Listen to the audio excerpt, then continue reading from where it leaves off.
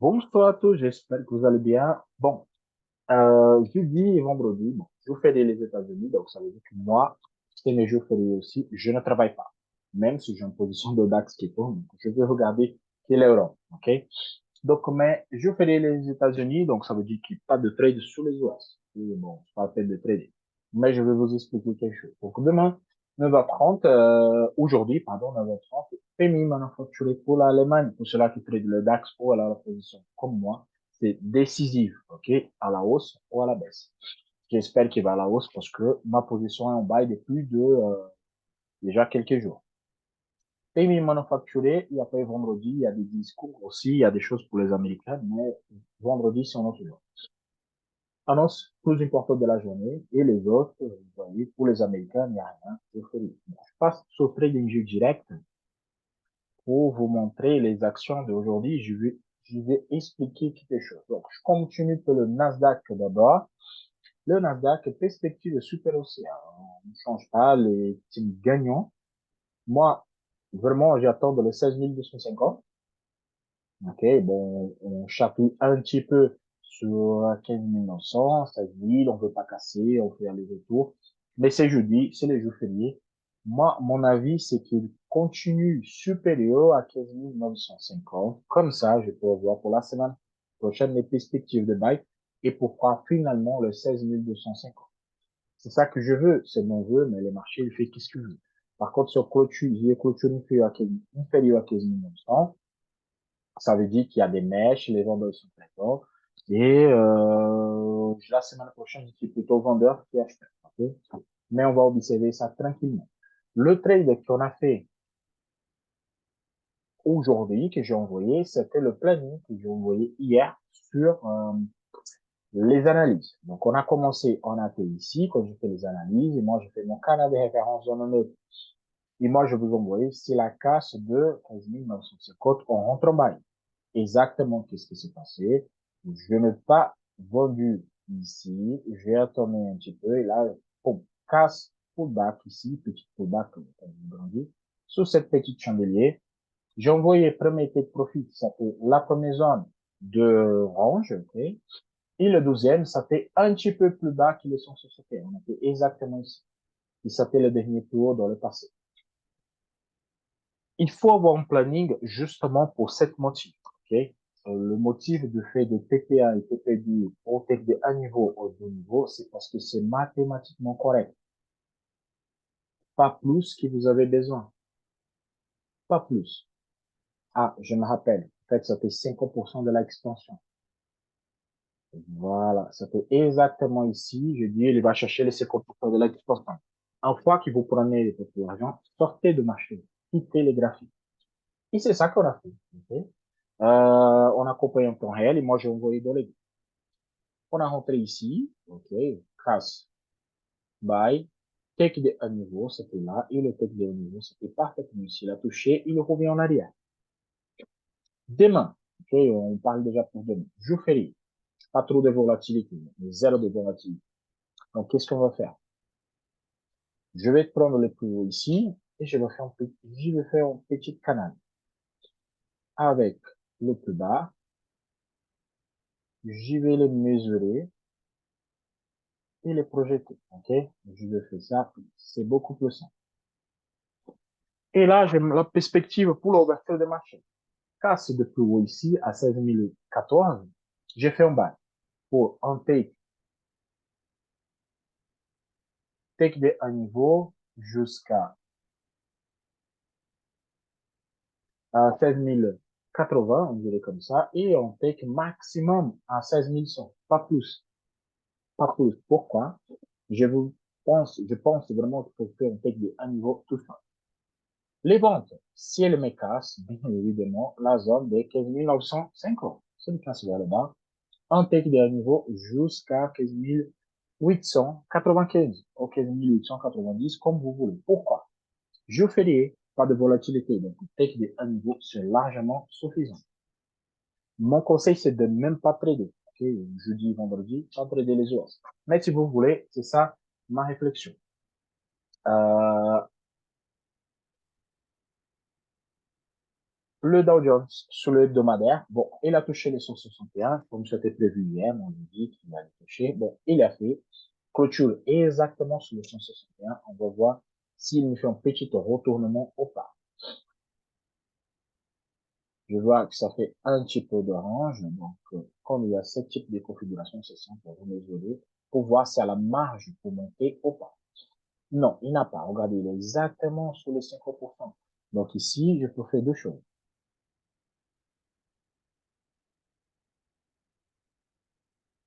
N'oubliez pas, jour férié, donc il ne faut pas trop abuser sur le graphique. Je fais un petit canal.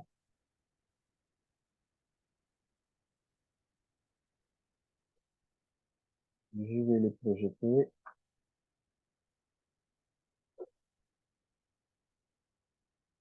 OK, nickel. Donc, c'est de côté pour ne pas déranger.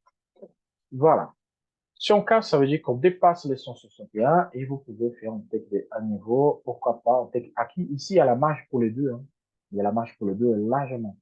Et si je me casse vers le bas, tech de niveau, regardez, ça fait exactement sur le dernier plus bas.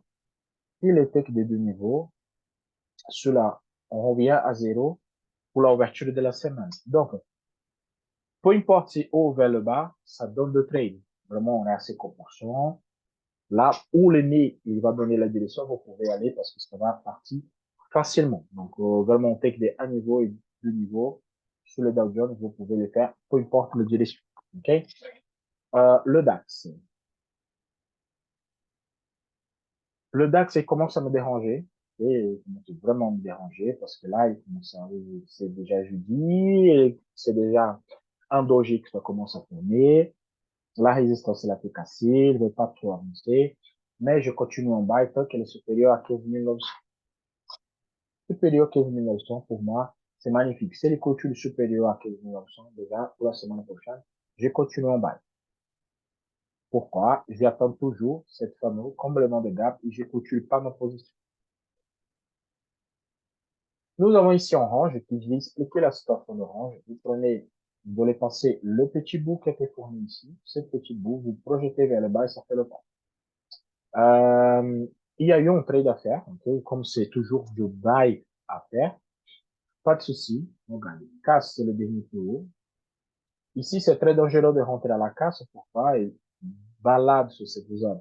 Donc, il faut vraiment attendre la casse de niveau supérieur, comme moi je l'ai prévu sur les vidéos antérieures. Par contre, j'ai dit, ne prenez pas la totalité de trade. C'est 50% tech des niveaux, 50% tech des deux. Voilà, parce que, en fait, tout ça, c'est énorme. Mais en tech des niveaux, ça fait largement suffisant. Donc, le point d'entrée, il était ici, à la casse, au petit plus bas, hop, le petit dernier niveau, ça fait largement suffisant pour aujourd'hui. Donc, pour aujourd'hui, nous avons la marge pour travailler parce que c'est pas le jour férié. Donc, c'est ça. Je vais prendre le plus bas et ici. Je vais les projeter sous la ouverture, ici, sur les petites chandeliers d'ouverture. Et je passe vers le haut. OK. Donc, c'est hyper simple. Les ventes, on exclut. Vraiment, les ventes, je ne rentre pas du tout sur les ventes. La tendance est très haussière. Il a en consolidation. Ça se voit. Pour moi, les ventes inférieures à 15 900. Vraiment, 15 900, là, oui, je peux voir. Oh, même pas. C'est le cas, c'est les 15 800. Voilà, 15 900 peut être un chiffre rond. Tout simple pour vous. Les plus agressives, vous pouvez tenter en vente ici, oui. Il y a la marge, vous pouvez tenter en vente, mais pas au tech des deux niveaux. Un seul, correction, pour après repartir. Par contre, le buy, tendance haussière, on fait plus de buy. Vous pouvez faire un tech de un niveau. Il y a énormément de marge. Vous voyez, il y a beaucoup de marge pour le buy. Donc, tech de 1 et même en tech de 2, on voit, ça dépend de la puissance, 50% de l'expansion. Par contre, pour les 50% de l'expansion, c'est normal. Vous sécurisez votre trade et là, chaque niveau, vous montez le niveau et à chaque niveau que ça monte, vous placez tac, tac et là, vous pouvez avancer comme ceci. C'est le plus simple à faire. Okay? Mais moi, je préfère que le buy. Okay? Les titres de 2 niveaux, ça donne le dernier niveau. Pour moi, c'est largement suffisant pour faire la journée. Pour ceux-là qui pensent qu'ils sont en trade de merde, parce que c'est normal, il y a des gens qui me disent, ils sont en trade à 45 pips, ok? Pour une journée sur le DAX, c'est suffisant. Le DAX, c'est le plus cher que les autres. Si vous travaillez avec un petit peu de l'eau, c'est tout. Mais c'est de trades qui sont 100% sûrs. Le gold. Non, le gold, je le fais sur MT5 parce que c'est la demande de tout le monde. Le gold sur MT5. Voilà, le gold sur MT5. Il a testé ses composants de l'expansion, comme j'ai expliqué sur les vidéos antérieures. Là, on est plus bas. 19,93, plus bas, c'est des ventes. En fait, c'est la marge de travail. Okay? Donc là, il a fait 19,93. On va voir sur 15 minutes qu'est-ce que ça donne.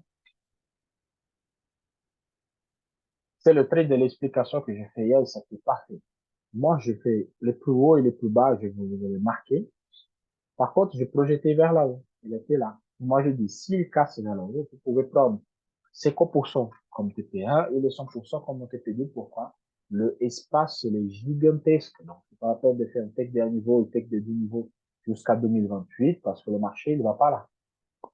On a résistance sous la tête, donc on reste tranquille là-dessus. Et exactement, qu'est-ce qu'il a fait? Bon, il a pas cassé vers le haut, il a cassé vers le bas.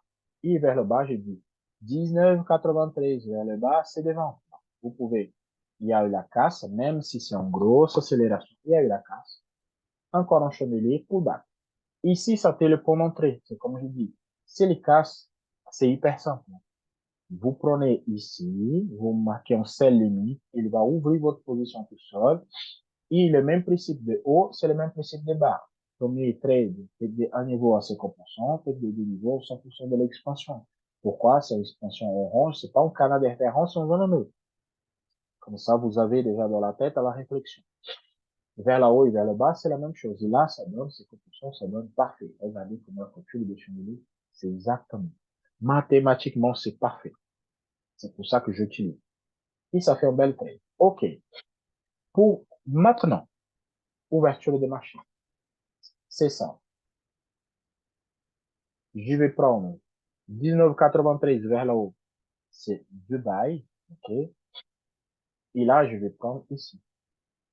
Le dernier plus bas. Celui-là, il n'a pas de valeur.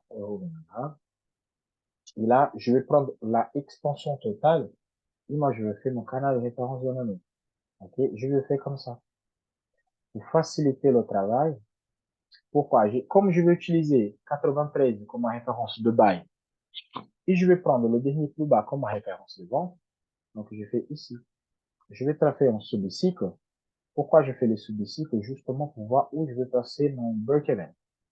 Donc, casse de 93, on a la marge pour take de 1 niveau et on take de 2 niveaux. Casse vers le bas. Vous pouvez venir sur le dernier plus bas, take de niveau, c'est vraiment le dernier plus bas. Bon, on va voir pour les zooms. Voilà, là, c'est bon. Le tech de haut niveau, ça donne le dernier plus bas. Si vous rentrez en position, laissez la petite marge ici. Placez le tech de haut niveau. Et en tech de 10, ça donne un petit peu près à 19,67. Attention. OK, attention, c'est encore jeudi. Ouais, ils sont fermés. Pas très de volatilité. Peut-être on reste en orange. Je vous conseille de prendre un tech de un niveau maximum vers là haut ou vers le bas. Comme ça, vous avez la bonne marge de travail. Faut pas bouger. Je férié, il faut pas bouger. Okay? Parce que, en fait, ça ferme avant, les opérateurs, ils sont pas présents. Donc, c'est juste un petit mouvement pour les gens qui font des scalping. Le meilleur à faire ici, c'est du scalping. Vous placez sur daily. Mes élèves, ils connaissent comment on fait scalping sur la méthode. Daily pour M1. Là, on travaille en hebdomadaire pour M15 pour le M1. Mais c'est ça la mesure que moi je vois pour, pour demain, jeudi. OK? Je vais revenir sur TradingView. J'aime pas trop montrer des choses des autres traders. Okay?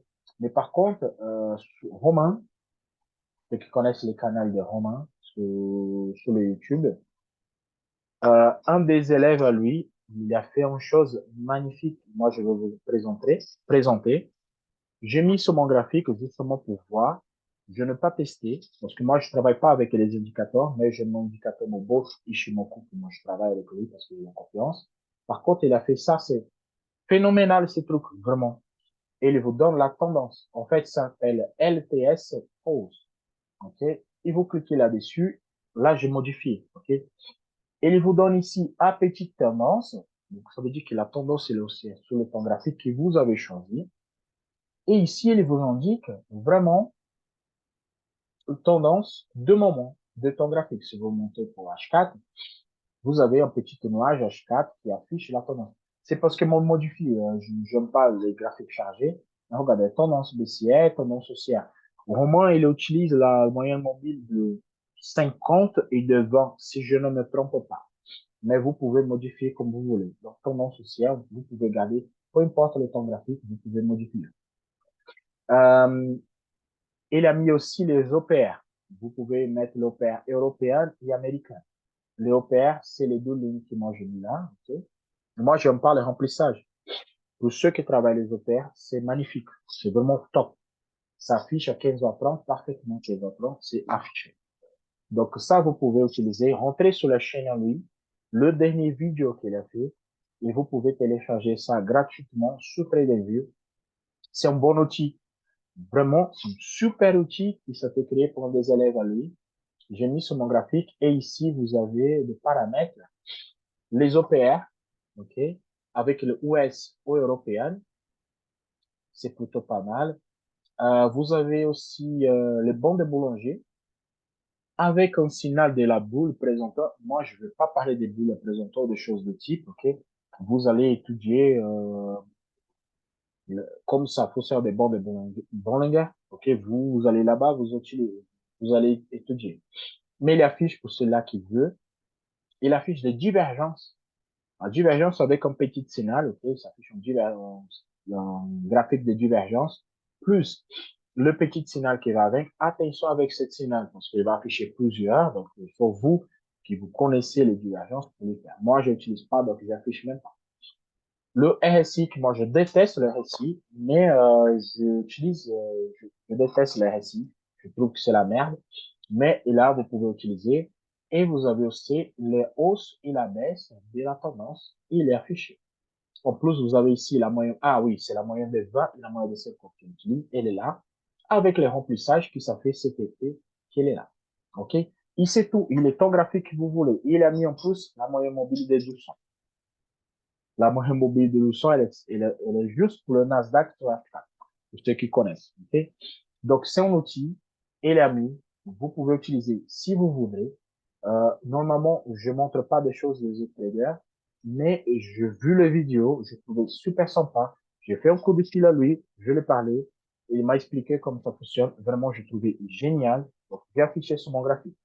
C'est pas que j'utilise. Moi, j'ai regardé mon bot chez mon coup, ça fonctionne de forme parfaite, mais l'outil, il était tellement bon, moi, j'ai affiché.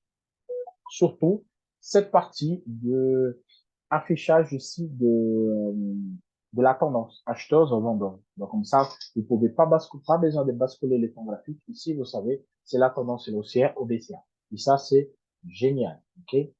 Bon, c'est tout pour aujourd'hui. Je vous souhaite à tous une excellente journée de trading pour cette jeudi. On se voit ce soir ou demain soir pour de nouvelles aventures. À la prochaine. Ciao, ciao.